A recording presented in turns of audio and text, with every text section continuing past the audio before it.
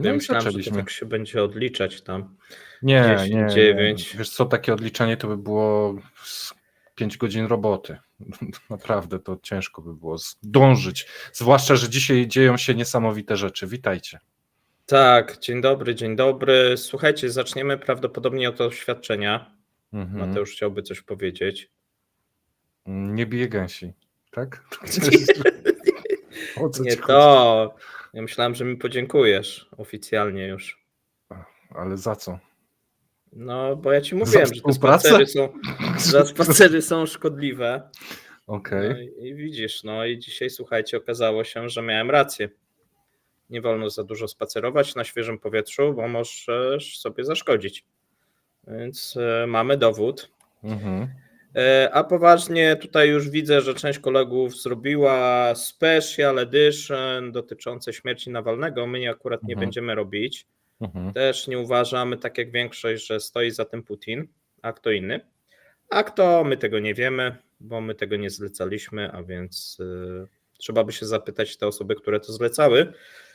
No natomiast mało wydaje się prawdopodobne, że tutaj ta śmierć była przypadkowa, skoro wczoraj był pan zdrowy, a dzisiaj nie, ale niczego nie możemy wykluczyć, w końcu to jest Rosja. Słuchajcie, a więc troszeczkę taka smutna informacja, no ale wesoła, bo tak jak widzicie tutaj ani Mateuszowi, ani Gęsi nic nie dolega. Znaczy Gęsi to może trochę, no ale to już na osobną historię. Może kiedyś to wytłumaczymy, czemu ona ma takie oczy, a nie inne. Natomiast my, słuchajcie, dzisiaj powiemy na temat podsumowania miesiąca, co się wydarzyło, jeżeli chodzi o ostatni miesiąc na kanale. Natomiast zaczniemy od tematu, który tutaj zapowiadałem, jeżeli część czeka, na temat związany z tym sojuszem austriacko-rosyjskim. No to można powiedzieć, że zbliża się do końca. Mamy zapowiedzi ze strony unijnych komisarzy, jak i również austriackiego rządu, że prawdopodobnie w przyszłym roku ten gaz nie będzie płynął do Austrii. Czy to jest dla ciebie zaskoczenie? Nie. Nie no, omawialiśmy to dzisiaj rano, mimo że się trochę śmiałem, no to wiedziałem.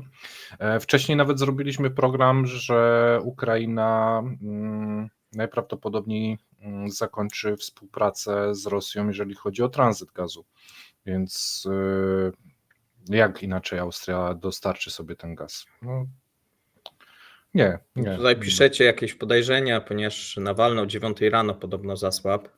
Słuchajcie, my nie mamy z tym nic wspólnego. Tak jak widzicie, również byliśmy atakowani przez problemy techniczne, a więc to możemy czuć się tutaj raczej ofiarami. Natomiast wracając do tego tematu, bardzo ciekawa sytuacja, ponieważ tam w tej całej układance wszyscy skupili się na tym odcinku ukraińskim, zapominając, że przecież mamy odcinek turecki, który dostarcza gaz do Serbii, do Bośni i Hercegowiny i do Węgier. Duża część gazu rosyjskiego przepływa w tym momencie przez ten Turkish Stream, tą odnogę, która właśnie leci na Węgry, tylko że ona jak gdyby dalej to chyba nie będzie w stanie pociągnąć tego gazu. No teoretycznie mogłaby, ale trzeba by się do tego mocno przygotować, jeżeli chodzi o dopływ gazu i zarówno do Austrii, jak i do Słowacji. Bardziej prawdopodobne jest to, że Słowacy skorzystają z polskiego gazu. Tak trzeba by to powiedzieć. Swego czasu korzystaliśmy z rewersu słowackiego, biorąc gaz rosyjski. No i chyba pora być może na rewanż. Ciekawe, jak obecne władze, czy są w stanie się dogadać, czy Fico jest w stanie się dogadać z obecnym polskim rządem, bo chyba tutaj będzie potrzebna pomoc Słowacji.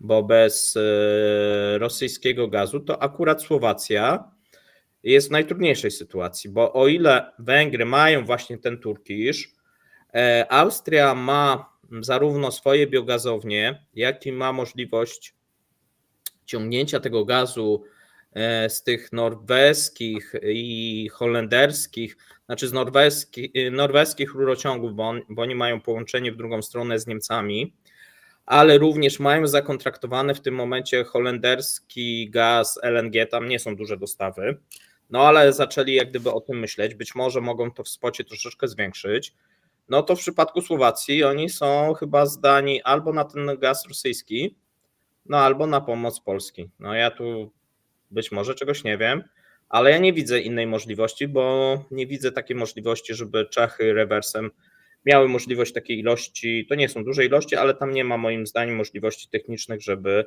w tą drugą stronę przesłać. No to w porządku, no co, przyciśnięci zostaną, podpiszą co trzeba, dostaną gaz i wszyscy są szczęśliwi. Tak, tam jest jeszcze taki pomysł Rosji i Turcji, żeby wybielać ten gaz. Pomysł trochę wydaje mi się, że obecnie naiwny, ponieważ Erdogan ma pomysł taki, że będzie skupował gaz od różnych dostawców, czyli Azerbejdżan, właśnie Rosja, własne dostawy i potem będzie mówił, że to jest już gaz turecki i możecie go kupować.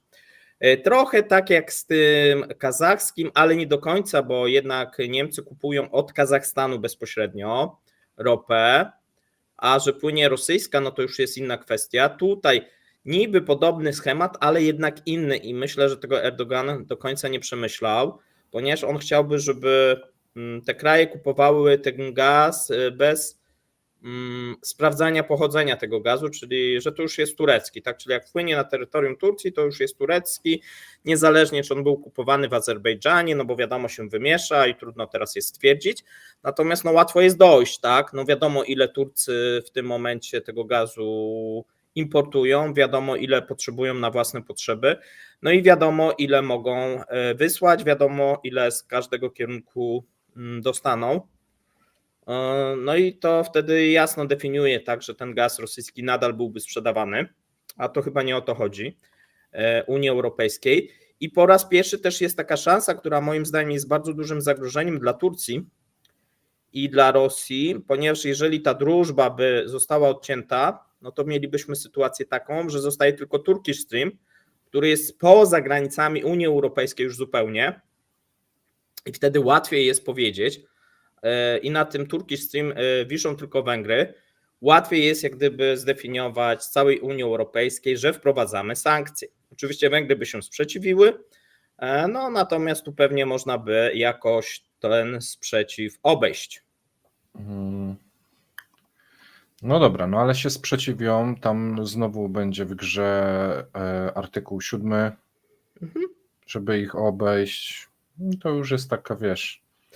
Tak, ale to będzie, wiesz, wygodne, bo jak była Austria, no to jednak był, wiesz, trochę prorosyjski, ale jednak trochę prozachodni, oni dużo brali, 8 miliardów, potrzebowali 7, brali 8, natomiast no Węgry potrzebują po pierwsze mniej, już jest kilka miliardów, no i to są takie resztki, wiesz, i wtedy jest łatwo powiedzieć, ok, to teraz wprowadzamy tak jak na ropę sankcje, czy jakiś tam price cap, czy cokolwiek innego i Węgry zostają trochę tak na lodzie, można powiedzieć. No zobaczymy jak to będzie szło, natomiast myślę, że Unia będzie dążyła do tego, szczególnie, że tutaj myślę nawet patrząc po dzisiejszych wydarzeniach, no raczej będziemy widzieć pewną eskalację w tych stosunkach Unia kontra Rosja niż jakieś rozmowy pokojowe, bo nawet wracając do dzisiejszego dnia, no trudno sobie wyobrazić teraz, że komisarz unijny czy nawet Scholz będzie jechał do Moskwy i rozmawiał z Putinem, tak?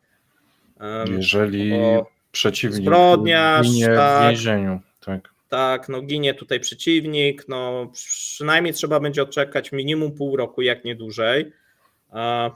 Może przesadzam, że pół roku, no ale trzeba będzie odczekać, no bo ta opinia publiczna no by fatalnie tak, że tutaj mamy morderstwo, mamy już prasa, że tak powiem, oskarżyła tego Putina, no i teraz na przykład przywódcy Unii Europejskiej rozmawiają o Mińsku tam 7 z władzami Rosji, nie? No to by fatalnie wyglądało, więc myślę, że to też temu miało służyć, żeby tych rozmów po prostu pokojowych nie było, tak? A więc ktoś o to zadbał. Ale jest jeszcze jeden temat. Dla nas w Polsce Nawalny nie jest kryształową postacią. No nie, zdecydowanie. Ale na Zachodzie już bardziej. Dla nich jest to większy szok i może to wiązać się z większymi ruchami politycznymi niż w Polsce, bo mówimy, zły car zabił złego kandydata na cara. Bojara, tak, czy Tak, tam więc jakiegoś wiesz, nacjonalistę, nie? tak, więc dla nas, z naszej perspektywy, dużo to nie zmienia. Natomiast z perspektywy, nie wiem, Francji, Niemiec, to już jest dosyć ważna rzecz. Tak, bo tam była to osoba przedstawiona jako taki kryształowy dysydent, bojownik o wolność, ojciec rodziny, bo on się. Tak, no i teraz jeszcze będziemy mieli tą żonę, no, Dzisiaj której mąż został. przemawiała chyba w ONZ, tak? Tak, Dobrze. został zamordowany, a więc to przez najbliższy przynajmniej czas, no będzie prasa chętnie, będzie po pierwsze ona będzie czuła się tutaj ofiarą i oczywiście słusznie, natomiast no będzie udzielała tych wywiadów, będzie to rezonowało, tak, jeżeli chodzi o te media zachodnie i tak jak ty mówisz, tak, u nas nie jest to osoba, po której jest jakaś wielka żałoba, czy jakoś bardzo odróżnialiśmy ją od Putina, bo znaliśmy tą biografię, tą historię, wiedzieliśmy, tak, kim jest ten człowiek, natomiast na Zachodzie no to tak powierzchownie, tak, czyli bardziej, że był truty, że siedział w więzieniu, że więzień polityczny i tak dalej. No i teraz ta żona, tak, te dzieci, te będą takie, ona na pewno będzie z dziećmi występować, te przebitki cały czas będą widoczne. No i to nie jest dobre dla reżimu obecnego, ponieważ no na pewno nie ma szans na to, żeby rozmawiać pokojowo, tak? No bo to jest jak gdyby zostało wykonane, żeby tych rozmów pokojowych nie było. Niezależnie kto to uczynił, bo oczywiście my zakładamy, że to nie jest Putin, natomiast no też można sobie założyć, że irracjonalność obecnego władcy i już jakaś taka choroba psychiczna jest tak zaawansowana, że być może się też posunął do tego kroku. Tego też nie możemy, słuchajcie, wykluczyć. To jest Rosja. Wydaje się, że tutaj drogi prowadzą do zupełnie innej osoby, albo przynajmniej dwóch. No ale nie będziemy może dywagować, bo takich danych też nie mamy, a więc nie wiemy, kto to zlecił. Okej, to przejdźmy do pytań od Was, bo zadaliście nam sporo pytań i żeby te wideo nie było zbyt długie, to przeskoczymy kilka pytań, potem za jakiś czas powiemy o niespodziankach i znowu kilka pytań od Was. Pierwsze z pytań, tylko nie wyświetla mi się, bo pan Kleks To trzeba cały czas się czat, wyświetla. wiesz? Już ci to robię. To wyrzućmy czat i mamy: jak wielkie straty na 2024 rok przewidujecie w infrastrukturze naftowo-gazowej w Rosji? Słuchajcie, z tego co widziałem, to te GLMRS-y, czy jakkolwiek to się nazywa, te pociski, dotarły na Ukrainę i już zostały raz co najmniej użyte, bo pojawiło się wideo z Rosjanami, którzy zbierają szczątki. To są pociski, które mogą latać do 150 km, o ile dobrze kojarzę, i będą dostawać kilka dziennie, inaczej, będą mogli wystrzelić kilka dziennie przez najbliższy czas Ukraińcy, więc te spustoszenie może być w tej kwestii, to jest raz. Drugi temat na dzisiejszym spotkaniu, już nie pamiętam kto, chyba Stoltenberg, mówił o 1 milionie dronów dla Ukrainy. Więc to jest jakaś kosmiczna liczba, szczerze mówiąc. Nie wiem, czy to chodzi tylko o jakieś małe te kwadrokoptery, czy jakieś inne urządzenia. Różne. Więc no, to jest taka liczba, która może zrobić zamieszania. Słuchałem dzisiaj wypowiedzi, jak został zatopiony ten okręt rosyjski kilka dni temu, że używa się do tego kilku tych dronów pływających i chyba 6 czy 7 i część ma głowicę, część jest obserwacyjna, część odwraca uwagę, że tworzą coś w rodzaju takiej watachy. Więc mówisz o Kuzniecowie. Tak, mówię o Kuzniecowie, więc Ukraińcy mają już jakiś system, jak to robić, zaczynają się szkolić w tej kwestii, więc jeżeli chodzi o infrastrukturę, czy to będą jakieś tematy wodne, czy lądowe, czy z powietrza, no to tu widać, że to się rozwija i nabierają w tym wprawy, no to duże powinny być szkody. Paweł, co masz do powiedzenia? Powiem tak, obecne ataki już wyrządzają szkody. Już można to szacować na ubytek, jeżeli chodzi o produkcję, mówiliśmy dzisiaj rano. Nie wiemy, jak potężne są awarie i jak długie remonty będą. Znaczy, ja przypuszczam, że jest gorzej niż Rosjanie podają, dlatego że zostały uszkodzone, według tego co ja widziałem, kolumny często rektyfikacyjne, atmosferyczne. Nie sądzę, żeby ktoś dostarczył te kolumny Rosji, co będzie powodować, że tam są uszkodzenia często bardzo mądrze robione na tej linii pierwotnej, jeżeli chodzi o rozdzielanie tych frakcji, co powoduje, że tak naprawdę cała produkcja paliw stoi. Oczywiście tu przydałoby się, żeby te ataki były zwielokrotnione, bo nawet jeżeli jest uderzany jakiś pojedynczy zakład, to tam na przykład są 4 linie czy 5 linii i tylko jedna przestaje działać, nie? Czyli na przykład mamy spadek na jednej rafinerii o 1/4, tak przykładowo. A ja bym stwierdził, że to wcale nie jest takie głupie. Wiesz dlaczego? Bo Rosjanie będą próbowali zrobić wszystko, żeby nadgonić produkcję na pozostałych trzech i wysypią się w dłuższym okresie czasu, że może nie trzeba atakować, trzeba uciąć im możliwości i zostawić w spokoju i resztę zostawić to różnie może, ich niższemu BHP, nie? Tak, Więc to różnie może być, założenie. tu masz rację. Wiesz, oni chcą przeprowadzić teraz remonty i też były planowane remonty na marzec, a więc te ataki nie są przypadkowe. Pewnie Ukraińcy by chcieli jeszcze więcej, bo tam na przykład był atak w Jarosławiu, ten atak się na przykład nie udał. W Moskwie był ten atak i chyba też nie do końca, znaczy chyba nie trafili w kolumnę, co innego się zapaliło, jeżeli chodzi o Gazprom Nieft, ale nie mam też, widziałem tylko, że się zapaliło, wygląda, że to nie była jedna kolumna. Natomiast nie wiemy, jak będą przebiegać te remonty. Oni planowali też remonty na marzec i zbliża się, i Ukraińcy wiedzieli, że te remonty są planowane, a więc dlatego uderzenie było przed remontami, tymi takimi konserwacjami planowanymi. Dlaczego oni robią to w marcu? Bo się przygotowują do okresu letniego, kiedy jest zwiększone zapotrzebowanie w Rosji na paliwa. I w związku z tym te wszystkie ataki była próba właśnie wykonania.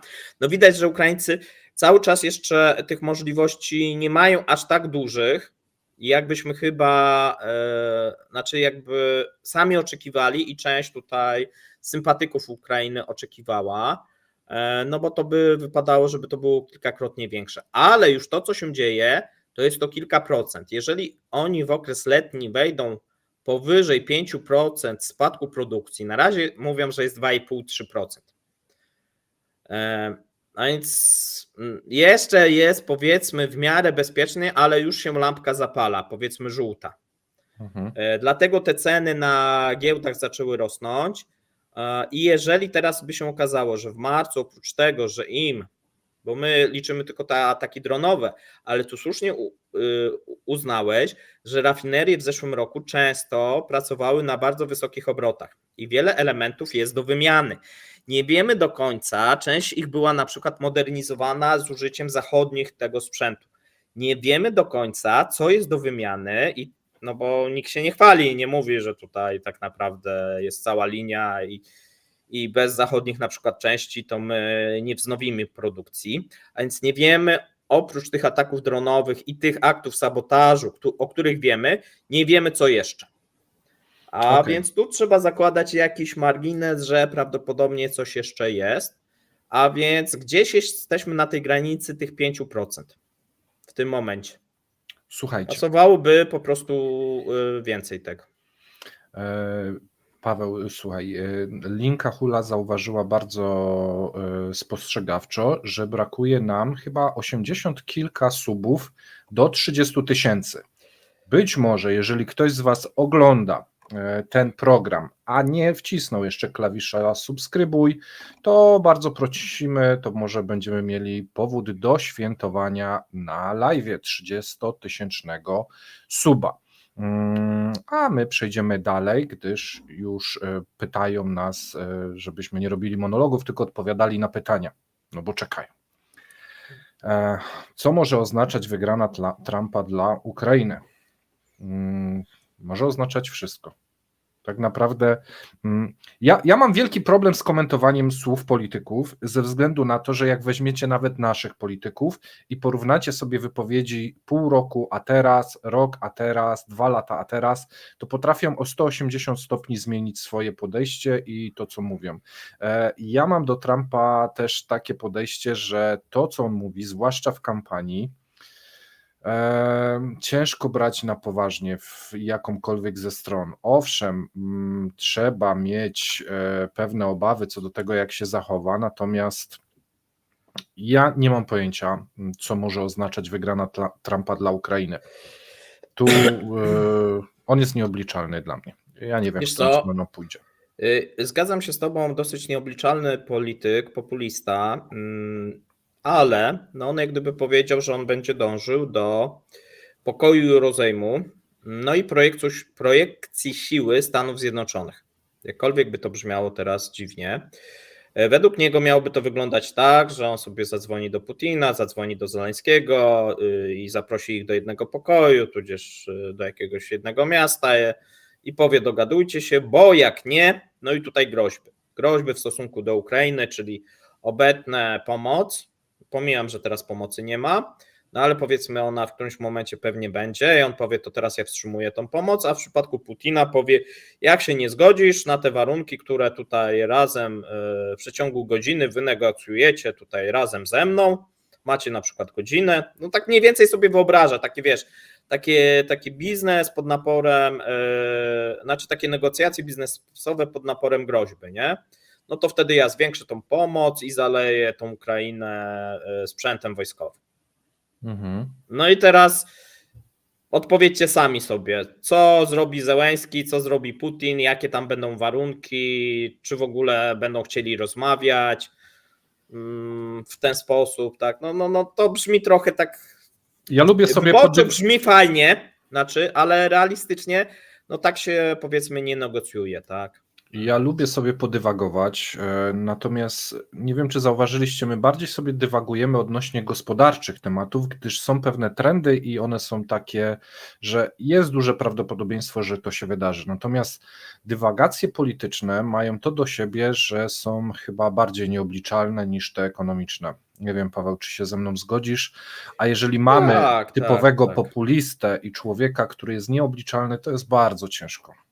Bo równie dobrze może Trump powiedzieć: dobra, to my tam wjeżdżamy wojskiem i pakujcie się ruskie i tyle. Ja nie wiem, ja nie będę strzelał, nie będę się silił na jakiegoś politycznego A potem jak eksperta. ktoś powie: to ja wcale tam nie chciałem, tak chciałem postraszyć Rosjan, bo wiedziałem, że to są tchórze, nie? No cokolwiek, tak? No tutaj możemy sobie teraz jakikolwiek scenariusz wymyśleć i powiedzieć, że tak, nie znamy tego człowieka. Dla mnie jest, o ile Putin gdzieś ten rys jest dla mnie znany, Trump jest zupełnie dla mnie nieznany, tak? I myślę, że trochę jest prawdy w tym, że w sumie Trump sam nie wie, co zrobi, a więc dlaczego pytacie innych, co on zrobi, skoro on sam jeszcze nie wie. Tak. On wstanie, jak wygra, on się wtedy będzie zastanawiał. Teraz myślę, że to jest takie myślenie: mam teraz wygrać wybory, to jest główny cel, a co ja będę robił, jaka będzie polityka zagraniczna USA, to ja będę myślał, jak ja wygram wybory. Tak? I zobaczę tak naprawdę wszystko, jak wygląda stan na ten moment. I to bardziej byłoby takie, wiesz, podejście właśnie biznesowe, po co myśleć się i martwić, co będzie za rok, skoro otoczenie i wszystko się może pozmieniać. Obiecajmy ludziom to, co chcą usłyszeć, czyli że ja mogę rozwiązać konflikt 24 godziny i tam sobie wymyślę jakąś tam historyjkę pod to, a potem i tak życie potoczy się inaczej, a więc nie ma sensu tutaj podawać tych gotowych rozwiązań. I też przestrzegam przed ludźmi, którzy mówią, że na pewno wiedzą, co zrobi Trump, czy co zrobi Putin. Skąd oni mogą to wiedzieć? Ja po prostu nie ufam takim ludziom, no bo ciężko to przewidzieć. Lecimy dalej. Czy moglibyście załączać linki do artykułów lub materiałów? Tak, ekonomiarosji.pl, tam codziennie wypuszczamy artykuły, które czytamy. Wiele z tych artykułów w formie pisemnej ma odnośniki do prasy rosyjskiej, ma odnośniki też, skąd są te dane, na przykład Federalna Służba Komornicza czy Bank Centralny i tak dalej. Natomiast materiałów tak, że mamy stricte artykuł i wszystkie źródła, no nie, to nie jest praca Tak jak w doktorska. pracy doktorskiej, No, to nie. bo to się tego składa nie z będzie. 3-4 artykułów, które musimy przeczytać, żeby złożyć, skleić coś jednego, więc no sorry, ale to kolejny etat trzeba będzie zatrudnić, żeby to później Jak ktoś składać. chce tutaj pomagać, to zapraszamy jak najbardziej. Jesteśmy chętni zawsze na Tak, ale w współpracę. formie pisemnej mniej więcej to, co w porannych cepach jest, to jest tam w formie pisemnej, bo my musimy sobie coś napisać, żeby wiedzieć, co wam powiedzieć i to zlepiamy. Jak ktoś chce pokazać, to może tam. Nie ma problemu. Tak. Jak często musicie meldować się u oficera prowadzącego? 14 razy w tygodniu, dlatego też tak często nadajemy filmy, żeby oni widzieli, że ja siedzę wciąż w piwnicy, a Paweł bez znaczenia gdzie siedzi, ale musi się połączyć. Tak, Paweł... no i tutaj Mateusz od dzisiaj właśnie docenia, tak, że brak spacerów jednak jest dla zdrowia wskazany. Jak mnie raz nie puścił, dostałem głupawki poranne. To właśnie widzieliście, dzisiaj rano tak chciałem i ostatnio też, będziecie widzieć w Jaruskim, też dostał głupawki niestety i to jeszcze Tak. chyba bardziej poważnej. Tak, ale to czekaj, to ja od razu jak chcesz już zapowiedzieć, tak? Tak, no to dobrze, słuchajcie, to w sobotę będzie luksusowe zamrażanie Rosjan. Myślę, że jeden z najbardziej abstrakcyjnych tematów, jakie udało nam się znaleźć dotychczas. Mamy taką dobrą serię, że chyba od 3 tygodni myślimy, że to jest granica. Powiem tak, nie wiem, czy wy dobrze będziecie się bawić, ale my przy kręceniu tego odcinka szczególnie bardzo dobrze się bawiliśmy i faktycznie od 3 odcinków coraz lepiej się bawimy, a więc myślimy, że w którymś momencie przekroczymy granicę absurdu i wtedy możecie nas informować, że to jest to, tak, że już osiągnęliśmy. Tak. No jeszcze pewnie nam brakuje, ale się powoli zbliżamy. Tak, kolejne pytanie. Pytanie... Tak. Nie. Tak. Nie. A rozstrzygnie Jackowski. No niestety nie wiemy. No skąd mamy wiedzieć? Nie wiemy, natomiast wydaje się, że jeżeli prawdziwego by nie było, to ktoś by już chciał jednak to przejąć i nie bawić się w taką jakąś szopkę, bo byłoby to łatwiejsze, jednak utrzymywanie sobowtórów, osoby, która nie żyje, to dosyć skomplikowany proces. No i myślę, że mało kto by się na to decydował. Szczególnie, że może zostać to wykryte i ta osoba mogłaby, że tak powiem, również stracić życie, więc wydaje się, że nie. Tu mamy pytanie z czatu. Muszę je zadać sobie, co łączy Mateusza z Girkinem. Obaj nadawali z piwnicy. Ja nie wiem, co nas łączy, wiem, co nas dzieli. Ja nie byłem nigdy u Andromedy. Chociażbym odwiedził kiedyś chętnie. Dobra. Ale ostatnio żona powiedziała, że bardzo się obawia o zdrowie męża, właśnie już od rana o tym mówi. Ale ty mówisz o mnie? Teraz? Nie twoja żona. O moje zdrowie. Żona Girkina. Okay. Się bardzo obawia już myślałem, że żona Girkina o moje zdrowie. No to okej. I Girkin podobno spacerów odmówił. Czy powodowana przez czynniki gospodarcze nierealność życia w Rosji ma swoje granice? Jeśli tak, to co po jej przekroczeniu? Słuchajcie, tu musimy znowu wrócić do Jaruskiego, gdyż wydaje nam się, że dochodzimy do momentu, gdy nawet symulacja zaczyna się psuć i o tym też będzie materiał w Jaruskim. Tam ta abstrakcja naprawdę dobija. Tak, natomiast jeżeli pytacie się, wielokrotnie mówiliśmy, że zagrożeniem dla Rosji jest zapaść ekonomiczna Mhm. i widzimy pewne takie przebłyski, bo wydatki wojenne, te militarne, przekroczyły wydatki na socjal. To jest ten pierwszy, co jak gdyby już pokazuje, że ta pierwsza, powiedzmy, linia została przekroczona, gdzieś są następne, natomiast kiedy zacznie się problem, no kiedy Rosjanie nie będą dostawali socjalu, no bo wtedy zburzy się ich cały świat, no bo do kogo mają napisać wtedy list, że nie mają tego socjalu? Znaczy oni napiszą list, nie dostaną tego, tak, albo będą duże opóźnienia, no wtedy zaczyna się ten problem, bo to burzy ten mental rosyjski, bo do tej pory to państwo też jest zbudowane na tym, że wszystko się może walić, palić, ale co miesiąc, nawet z małym opóźnieniem, te pieniądze w postaci emerytury, renty, dodatku, odszkodowania i tak dalej, darmowe szkoły, darmowe przedszkola, no te wszystkie rzeczy są, tak jak było za Związku Sowieckiego, może gorzej to działa, ale jest, problem się zacznie, jeżeli to przestanie działać, tak jak było w latach 90., bo właśnie wtedy to dla Rosjan był największy szok, że oni nie dostali na przykład emerytury przez 3 miesiące, nie? Takie były też przypadki. A ja taką No i informację daję, 70 osób zostało do granicy 30 000 subskrybentów, więc jeżeli ktoś jeszcze nie kliknął, to przycisk pod spodem, to będziemy mieli co dzisiaj świętować, a dzisiaj jeszcze kilka niespodzianek, kilka zapowiedzi programów, no i oczywiście kubeczki. Następny? Tak. Lecimy temat? Tak, następny lecimy temat, słuchajcie, następnym tematem Jest jak poradziliście sobie, tak.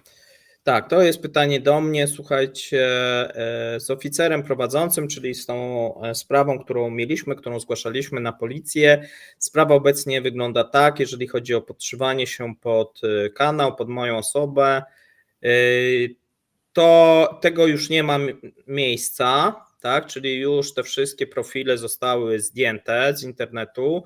Tak samo prawdopodobnie różna komunikacja mailowa czy jakaś inna nie jest wysyłana. I tutaj zastanawiamy się, czy wrócić właśnie do tego cyklu związanego z inwestowaniem. Piszcie, czy byście chcieli i czy byście taki cykl również wsparli, no bo to jest bardzo taki niszowy, można powiedzieć, jednak patrząc na zainteresowanie cykl. Tam byłyby rzeczy dotyczące właśnie obligacji, akcji i tak dalej. Natomiast jeżeli chodzi o polską policję, polska policja powiedziała, że dalsze...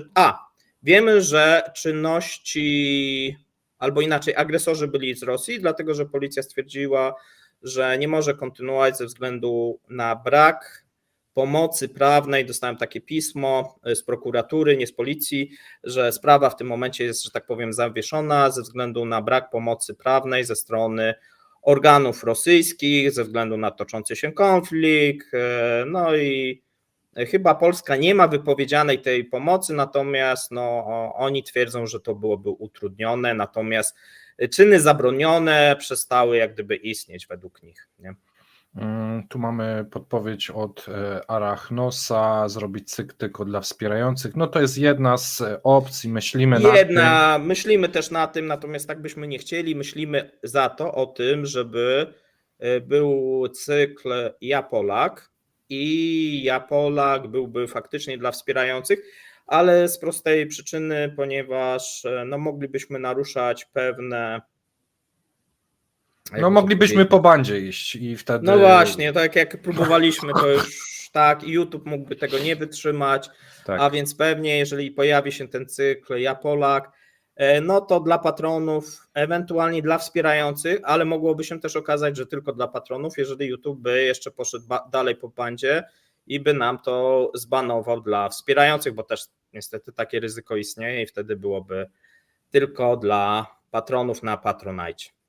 Tak, teraz żeby tak troszkę uchylać rąbka tajemnicy, to te kubeczki, które mamy, a to one będą później miało być. Ale czekaj, no to będą takie pojedyncze. Takie będą się zmieniać co jakiś czas.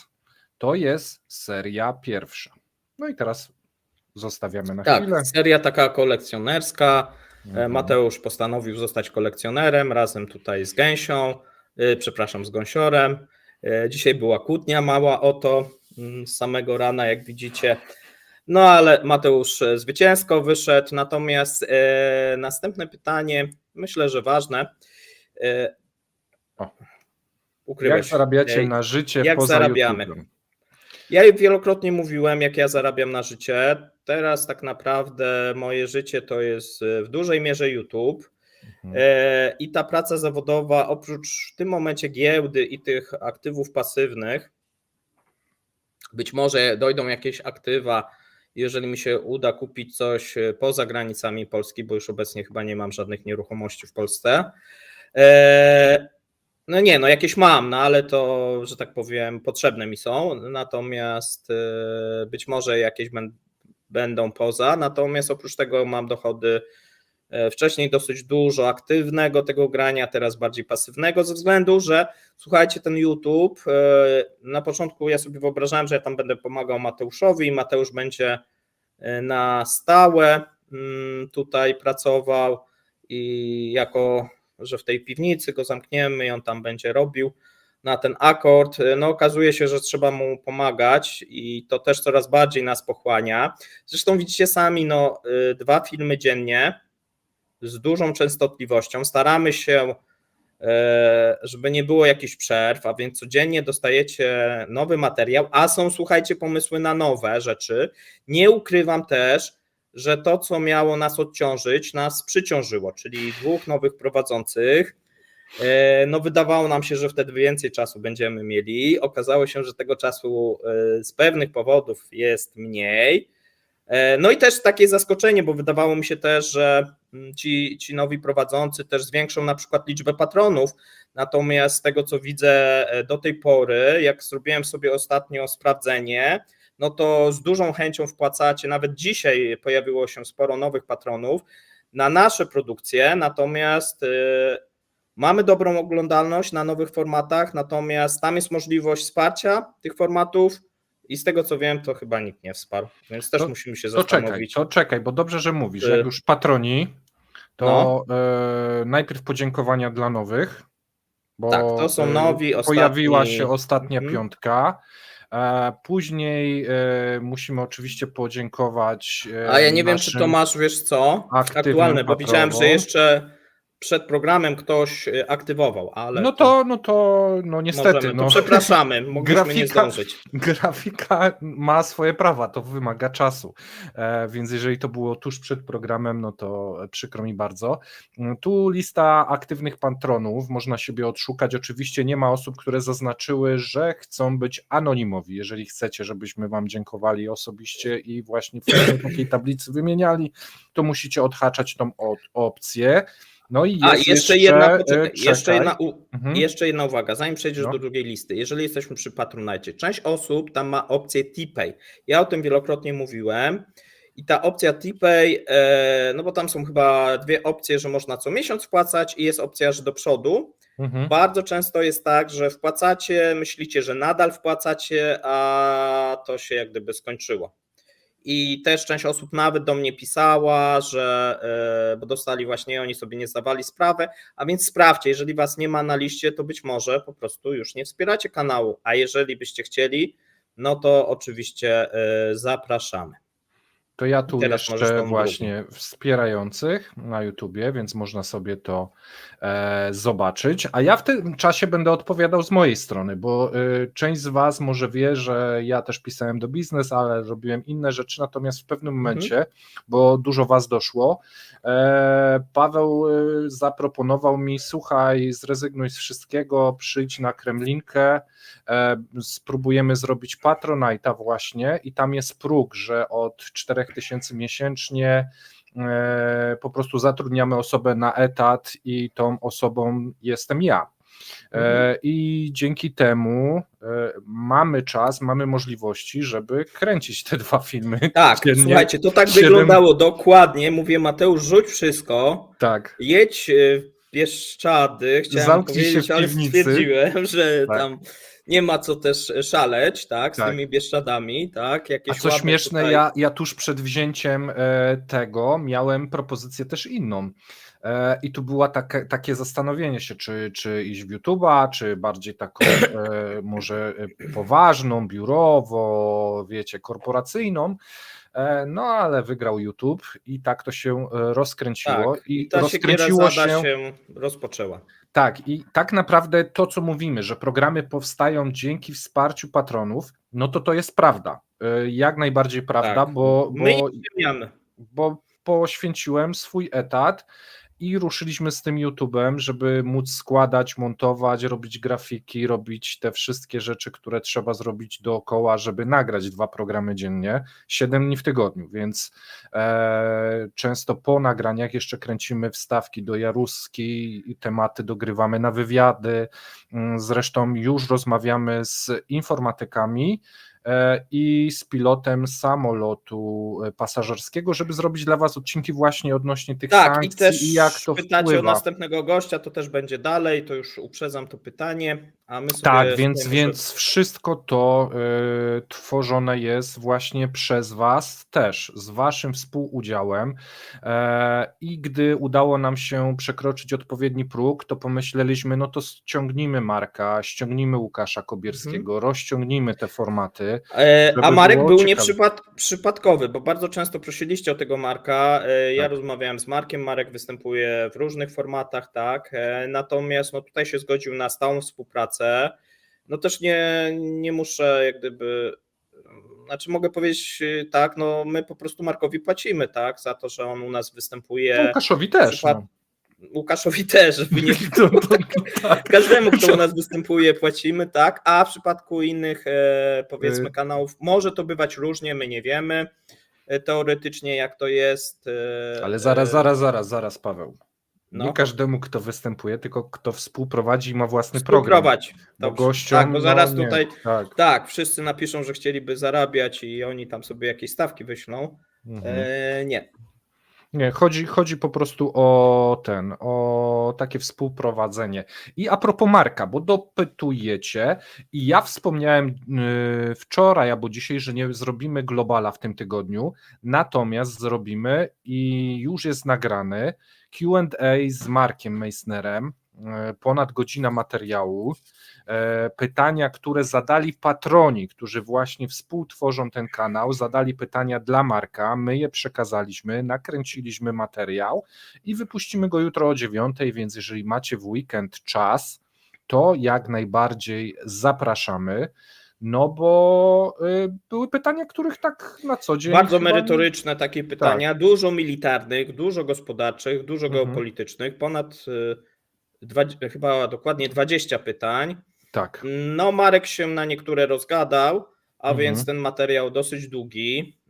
Myślę, że będziecie zadowoleni, bo sporo rzeczy zostało omówionych przez niego. To czekaj, bo tu się pojawiają kwoty dla patronów, kubki za free. Dobra, to zdradzimy Wam. Dobra, kolejny co z tymi element. kubkami? Czekaj, jeden element. Tak będziesz, żeby do końca wszyscy dotrwali. Kubki nie będą na sprzedaż. Idziemy dalej z pytaniami. Idziemy dalej. I tak, następne pytanie, Gąsior. Jak ma na imię Gąsior? Gąsior ma na imię Gąsior. Ja go zdrobniale wołam Gę, ale wy możecie wymyślić lepsze imię i będziemy go wtedy nazywać. Możecie jakiś pseudonim tutaj podać, zobaczymy, wybierzemy, zapytamy Gąsiora, czy mu odpowiada, jeżeli się zgodzi, to wtedy tak. Dokładnie.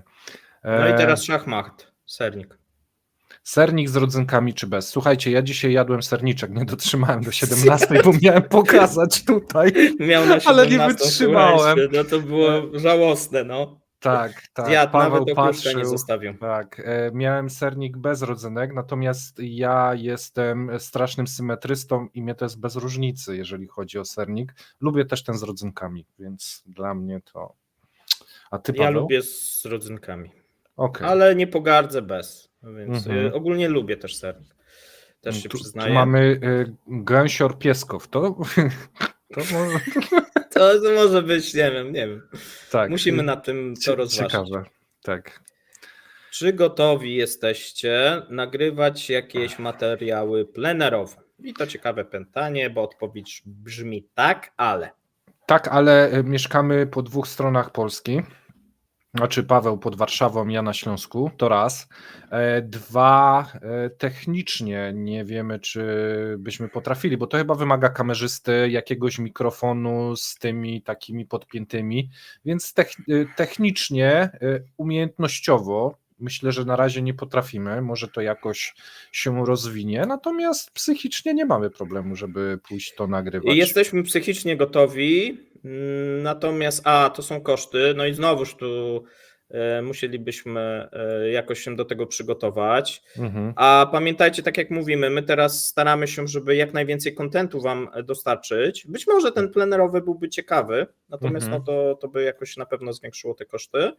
No a jesteśmy właśnie, wchłaniamy 2 prowadzących i jeszcze mamy pomysły na nowe, a więc chyba nie teraz jeszcze. Być może, jak będzie lato, może wtedy, kto wie. Tu jest propozycja, żeby się na Helu spotkać neutralnie, tylko że to wychodzi, że ja mam 2 razy dalej wtedy. Daleko trochę. Tak, okay. Słuchajcie, Mateusz będzie u mnie, może coś wtedy pomyślimy, zobaczymy. Tak. Wkrótce będzie, pewnie, bo tak się zapowiada. Natomiast już przechodzimy płynnie do następnego, czy jesteśmy rodziną? Nie. Niestety. No niestety, kontynuuj, powiedz to, że niestety, że żałujesz, ale bardzo nie. Żałuję, bo nie mam takiego syna. Mój syn jest sporo młodszy od Mateusza. Tak przystojnego i mądrego syna nie mam drugiego, młodszego, też mądrego i przystojnego. Właśnie chciałem powiedzieć, że mądry, przystojny, więc tak. Będą z niego ludzie, jak to się mówi. Z kogo? Z ciebie? Syna. Nie, to już za późno. Jak zdobyć wasz kółek? No dobra, to chyba to już jest ten moment, co? Tak. Czyli co? To pokaż go. Pokaż go, powiedzmy, ogłośmy, bo część ludzi czeka. Słuchajcie, to jest seria numer 1, kubka. One będą się zmieniały mniej więcej co miesiąc. I co miesiąc 1 kubek. Co miesiąc, wyprodukujemy więcej tych kubków i słuchajcie, pomyśleliśmy sobie, bo jest taka opcja, że wiecie, sklep, wiele kanałów, kubek z czołgiem albo coś tam, a my pomyśleliśmy, że no może jednak nie będziemy aż tak sobie tego komercjalizować i spróbujemy zrobić to inaczej. Będziemy wam kubki wysyłać za darmo. Będziemy robili... Ale poczekaj, to tak nie do końca. No. Bo trzeba powiedzieć, że kubki są dedykowane dla społeczności, dla osób, które wspierają kanał, czyli na YouTubie lub które są patronami, oraz dla moderatorów. W przypadku moderatorów będziemy co jakiś czas nagradzać aktywnych moderatorów, którzy, nie ukrywajmy, nam pomagają, wykonują pracę. Tak. I będziemy chcieli rozsyłać. To nie jest tak, że wyślemy wszystkie jednego dnia, tylko po kolei będziemy tam osobę, że tak powiem, dedykować i tej osobie wysyłać. Natomiast w przypadku patronów i wspierających będą konkursy. Będą konkursy trudne, trzeba będzie się wykazać dużą wiedzą, ze znajomości kanału. Tak. Pytania będą dosyć proste. Kubki będziemy, słuchajcie, rozdawać najprawdopodobniej codziennie. Więc to jest informacja dla was. Codziennie będzie leciał w Polskę darmowy kubek. Ale nie tylko kubek, będą w środku też takie drobne upominki też kolekcjonerskie. Więc my już to wszystko szykujemy, składamy, regulamin będziemy robić. Chcecie mój kubek, z którego piję? Jak ktoś bardzo będzie chciał, żebyśmy wysłali nie wiem, czy za każdym razem jak będziesz wysyłał, to rozumiem, że będziesz musiał go tam... Tak, pytania będą jak najbardziej tendencyjne. Słuchajcie, 2 ważne rzeczy. Właśnie, bo tutaj Ale mamy, że oprócz mieszkam za kubków, granicą. Mhm. kubków jeszcze coś będzie. Ale to niespodzianka, jeszcze teraz osoby, które dostaną kubki, będą mogły zdradzić, co jeszcze dostaną, natomiast my dzisiaj nie zdradzimy, bo będą jeszcze drobne upominki razem z kubkami, Tak. a więc warto w tych konkursach. Konkursy będziemy starać się, nie zawsze może będą codziennie, ale będziemy starać się, że będą codziennie. Zaczynamy od Jaruskiego w przyszłym tygodniu, jeżeli wszystko dobrze się złoży i techniczne jakieś problemy nas nie powalą. Natomiast tu mamy złą informację, na ten moment kubki są tylko w obrębie Polski. Natomiast jeżeli ktoś wygra, mieszka za granicą, może podać adres do wysyłki, nie wiem, do rodziny, do przyjaciela w Polsce, gdyż no, żeby to sfinansować, musieliśmy podpisać umowę z Impostem, więc będzie to do paczkomatów. Niestety wygląda to jakoś w ten sposób i no, Umowa na wysyłać... zagranicę, taka dowolna, to są duże koszty, po prostu Tak. koszt tej wysyłki w stosunku do wartości tego kubka na ten moment, być może w przyszłości, ale na ten moment logistycznie nie dojrzeliśmy, o tak powiem. Tutaj mamy, nawet powiem Ci, patrz opis. Będziesz mógł się wymieniać jak ze znaczkami. No, coś tu ktoś ma tu też, tak? No, proszę bardzo. Proszę bardzo, dajcie znać, co sądzicie. Jeżeli ktoś mieszka za granicą, to tak jak mówię, jest możliwość, tylko że wysłać do Polski i później może odebrać, jak będzie się wybierał w odwiedziny, czy ktoś... Tak, i my w tym jak gdyby nie pośredniczymy, tak? A więc jeżeli tutaj będziecie chcieli, nawet jakieś pieniądze nam wpłacać, to nie...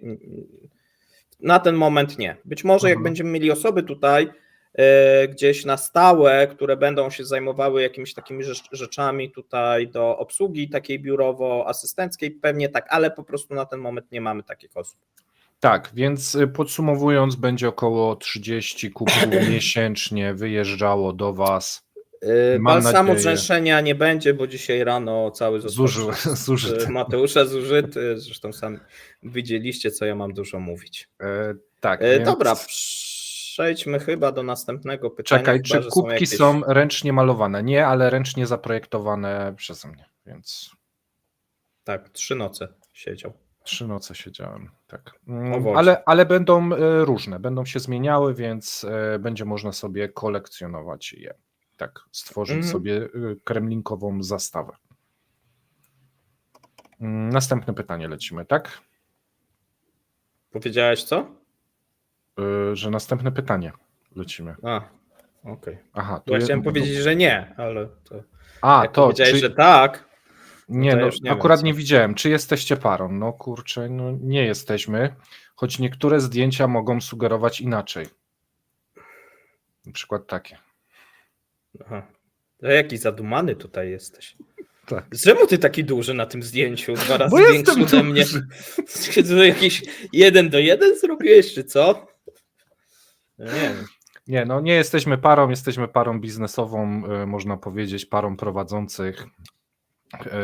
No, parą tak naprawdę pasjonatów, jeżeli tak chcecie, bo tak. Zresztą kiedyś rozmawialiśmy ostatnio, kiedy się kończy, bo Mateusz dostał od połówki, jak spędzał z nią czas, pytanie, kiedy się kończy twoje hobby, zdradzimy, a kiedy się zaczyna praca albo odwrotnie, tak. No i się zadumał i nie umiał odpowiedzieć. No bo tak to wygląda. No. Zanim zacząłem udzielać się na Kremlince, no to robiłem to samo, tylko jako hobbystycznie na Twitterze i pisząc też artykuły, więc półzawodowo, a teraz to się wszystko zlało, dlatego ja tak bardzo się cieszę, jak rano idę do pracy. Bo lubię to, co robię i dobrze mi z wami tu się rozmawia i lubię, jak mnie rozśmieszacie, chociaż czasem za bardzo. No ale jest to ciekawa. Tu pytacie się, co się stanie, kiedy skończy się wojna i Rosja się... Czy będziemy mieli o czym gadać? Pewnie tak. Natomiast my chyba na Trumpa będziemy się wtedy zastanawiać, tak? To tak jak rok temu chyba się nie zastanawiałem, że będę występował z Mateuszem i na pytanie, tato, co teraz robisz? No właśnie też odpowiadam, że jestem youtuberem. Na co mój syn mówi, że jestem za stary, tak? Więc... Nie wiem. Ja rok temu bardzo miałem duży problem z występowaniem. I ja dlatego chcę mieć te 100 tysięcy, bo spytał mnie się potem, ile masz subskrybentów, wtedy powiedziałem, a on powiedział, to mało, a ja mówię, a ile to jest dużo? No tak przynajmniej 100 tysięcy. No i słuchajcie, się narodziło 100 tysięcy. Tak. Trochę żartuję, trochę nie, bo też te 100 tysięcy pewne benefity nam daje, dlatego dążymy, tak, tutaj, bo wtedy ten YouTube inaczej, mamy wtedy specjalnego asystenta, który i tak nic nie wie i nic nie umie, ale go mamy, no i wiele rzeczy jest niby łatwiej i tak dalej. I tak Chyba dalej. przycisk bym mógł na półkę postawić tu koło Gąsiora. Tak, i taki przycisk mamy, taki ładny. I Gąsior byłby szczęśliwy, że nie jest... Tak. Bo on jest chyba złoty, to jakby złote jajo też postawić od Gąsiora. To tak, przerobił. Taka tak? złota kolekcja. No. Czy Ziemia jako planeta? Co? Ojej, co to za pytanie. Czy Ziemia jako planeta może nabierać wartości lub tracić bez końca? Pawle? Tak. Chodzi o ten? Tak, że... Tak, no Ziemia, jeżeli byśmy chcieli ją wycenić, to możemy wyceniać w różny sposób i może tracić i tak moglibyśmy sobie wyobrazić. Tu mamy, ludzie pamiętają, że ty się golisz na 100 tysięcy, golisz głowę, więc pamiętaj. Tak. Dokładnie. Tu mamy, gdzie jest taniej w Lidlu czy Biedronce. A tu coś piszą, że przycisk srebrny, złoty na 1 000 000. To nie wiem. Ojej. No teraz nam mówicie. To ja kończę. Daleka droga. No jak 1 000 000, no. Nie, 1 000 000. Słuchaj, ale ja bym chciał wrócić do tego, co jak się wojna skończy. Słuchajcie, tak naprawdę wtedy zacznie się najciekawiej. Tak, wtedy tak. Bo zaczną wypływać wszystkie rzeczy, które są w tym momencie ukryte. Wszystkie tematy gospodarcze staną się bardziej jawne, zatrzyma się gospodarka wojenna. Nasz kanał jest na szczęście tak sprofilowany, że dla nas tego kontentu po zakończeniu wojny nie zabraknie, wręcz on się będzie rozwijał. Więc tu piszecie o X-ie, czyli Twitterze, że mamy powyżej 100 tysięcy. Tak. No i też możemy powiedzieć, że w tym momencie ten Twitter dla nas nie jest aż tak ważny jak YouTube. Dlaczego? Dlatego, że nie chce nam się odpowiadać po raz 50, ale przecież sankcje nie działają i ja mam tu dowód, bo widziałem wczoraj w Ekonomiście artykuł jakiegoś dziennikarza i wy się mylicie, a ja wiem lepiej, nie? Tak. No to już zaczyna być męczące, poziom Twittera też jest taki jaki jest. Zmienił jest się, bardzo się zmienił. Ja byłem bardzo dużym byłem optymistą, jeżeli chodzi o moment przejęcia Twittera przez Elona Muska. A ja byłem pesymistą. I tu miałeś rację, niestety wygląda to słabo, więc wrzucamy coś, ale to już nie zajmuje tyle ale czasu. Ale też widzicie, że ta aktywność na Twitterze jest sporo mniejsza niż powiedzmy była pół roku temu. Ale z drugiej strony nie robiliśmy 14 programów, tylko robiliśmy 3.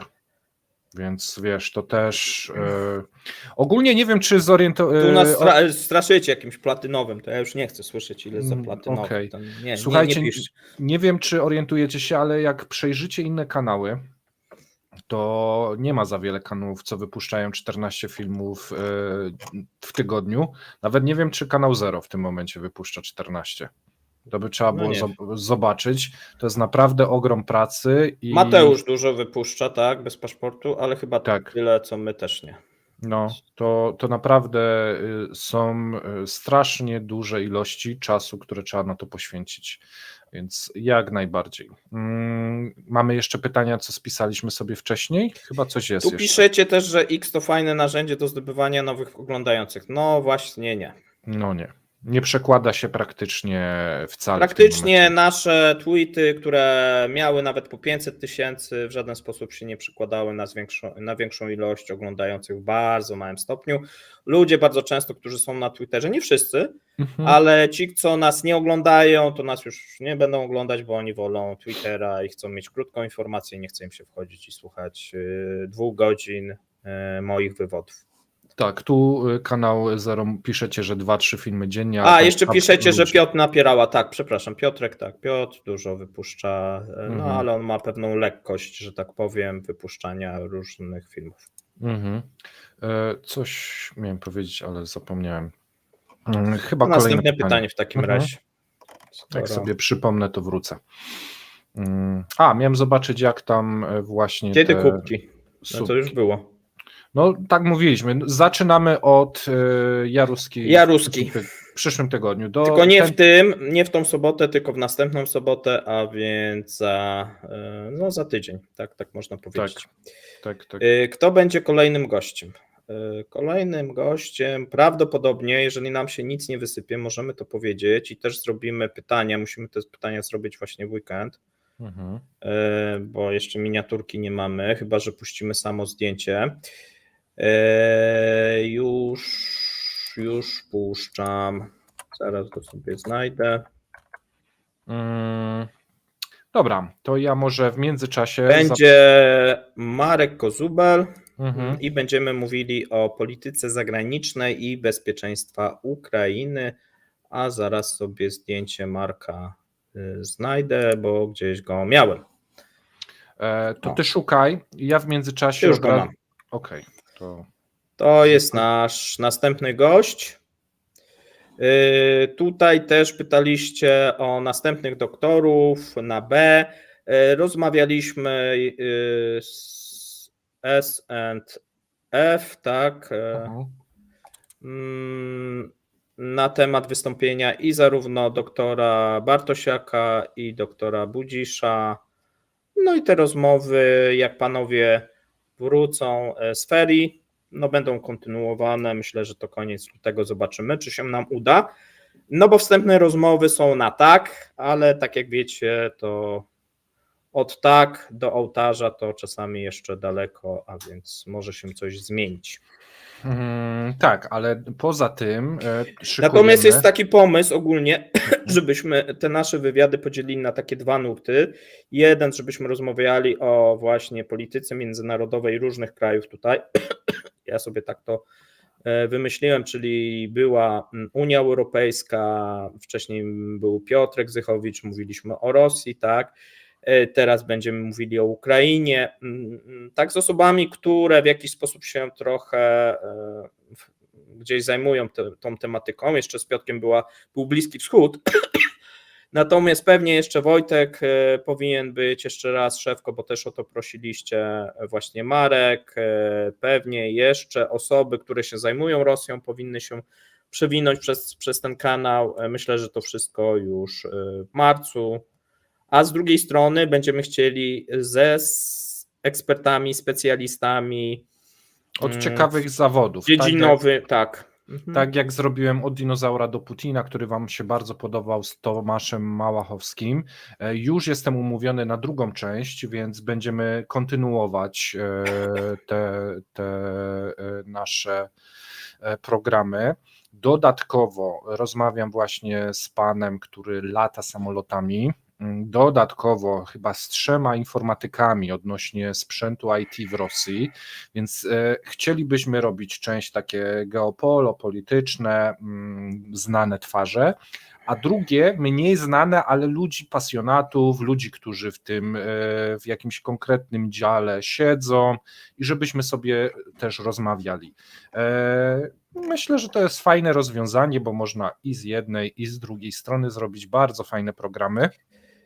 Tak, tu jest pytanie odnośnie kolacji czwartkowych. Kolacje czwartkowe się nie zakończyły, natomiast to też możemy powiedzieć, to nie jest jakaś tajemnica, z Maćkiem układ mieliśmy taki, że on zajmuje się organizacją tych kolacji czwartkowych, a więc to jest pytanie do niego. Ostatnio rozmawialiśmy, żeby były co 2 tygodnie, chyba się ostatnio nie udało zrobić, natomiast my nie organizujemy gości do tych kolacji czwartkowych, robi to Maciek. Jeżeli będzie taka chęć, to będziemy jak najbardziej robić. Z tego co wiem, Maciek ostatnio miał problemy różnego rodzaju techniczne i nie tylko, a więc pewnie się tym zajmował, natomiast tutaj z naszej strony jest oczywiście chęć współpracy cały czas.